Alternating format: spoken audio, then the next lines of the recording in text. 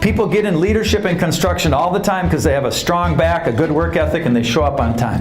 But they're not necessarily skilled with the people stuff. If you have key leaders in place who aren't skilled with the people stuff, you are hurting your business. How are you doing at speaking up respectfully when it needs to happen, especially in the interest of safety? He's cutting this 30-inch concrete pipe, and it pinched on the saw, kicked the saw back out of his hands, landed on the ground, rolled over his right boot, almost cut this guy's foot in half. Completely preventable.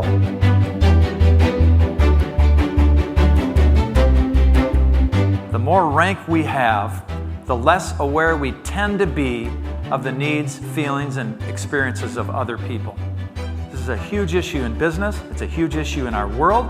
Not everybody with high rank is this way. And I'm hoping you're high ranked and that you use it with awareness consistently.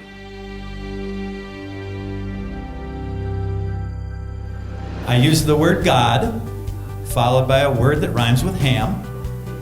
And I use the word mother, followed by a word that rhymes with trucker. It seemed a fair assessment to her decision to me.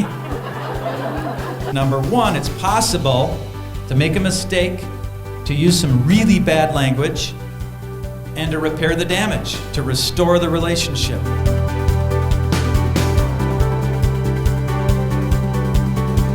Would your son or daughter go out for softball or baseball without any training? You've got to train for these conversations. They don't just happen.